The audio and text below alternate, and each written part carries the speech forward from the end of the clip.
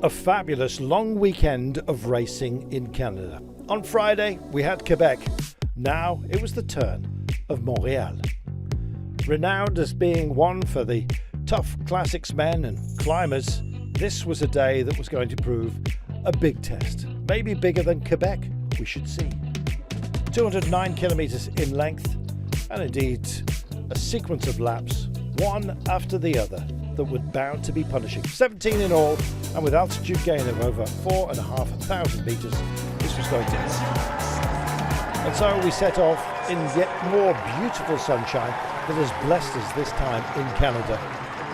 Welcome to many, and indeed the crowds turned out in force. A brave trio of riders went up the road, Dries de Bont joining Michael Leonard, and indeed Hill held us. So Soudal-QuickStep had a man up the road, so did Ineos Grenadiers and Decathlon AG2R Le Mondial. Meanwhile behind, the chase was invoked by UET Merit, happy to take on the duty it seemed. The gap had gone up to around 6 minutes at maximum, but was pared back, slowly but surely. With 60 kilometres to go, that gap was starting to narrow and our breakaway was starting to fall apart. Dries de Bont finding it just a little bit too much. Likewise with some of the teammates of Tadej Pogacar. It was going to take somebody very brave to spoil the order. Matej Mohoric decided to head off up the road for Bahrain victorious. Would that allow some of his teammates to rest up just a little bit? Well, there's no rest at all, it seems, when UET Emirates are in the kind of mood that they were in. Tadej Pogacar was calling all of the shots, constantly seen on the radio, calling for pace, calling for it to be eased.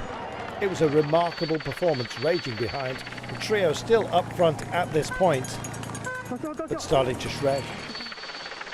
Michael Leonard going backwards out of that group, which now Matej Mohoric had joined and was leading. Meanwhile, UET Emirates just kept up the pace as the laps just continued to go by. Well, with 36 kilometres to go, our breakaway were caught, and then UET Emirates did what? They increased the pace even further and were accounting for the likes of Michael Matthews, close friend of Tadej Pogacar, and indeed Tadej was also calling for his team to put their hearts upon the line, which they duly did. The man with the biggest heart of all is of course Tadej Pogacar himself. You want a job doing properly, then do it for yourself, and he did.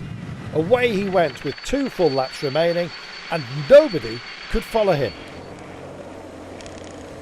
Well, they were all busying themselves, possibly thinking about minor places. Would anyone have the strength to bridge the gap to Tadej? At this point, 32 seconds. Alaphilippe tried, he was flicking the elbow out, calling Healy maybe to order. Pello Bilbao was lurking, he was always part of the frame. Le Mans as well, likewise. And Bilbao it was that set off.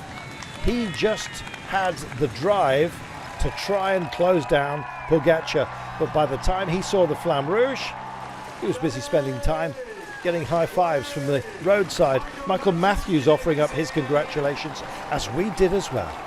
Tadej Pogacar, could he possibly do the treble?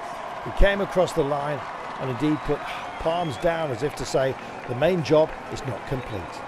Pello Bilbao crossed the line in second place, and then a sprint up for a podium on this coveted race. Spread across the road, Woods was there, Izagirre likewise, and Julian Alaphilippe it was that threw the bike to the line to get himself a coveted podium place. What an amazing day of racing, and Tadej Pogacar is on course. 2 Grand Tours and the World Championship, only 2 other riders have done that. Calm yourselves down was the sign. I am here, and he's ready. A privilege to watch this man in his pomp. Will we be cheering him on the top step, wearing rainbow bands? Fairly shortly. It's hard to bet against. Tadej Pogacar, magnificent. Pello Bilbao, we thank you.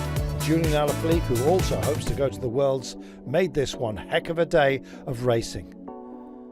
Thank you, Canada. What a brilliant long weekend of action. We loved it.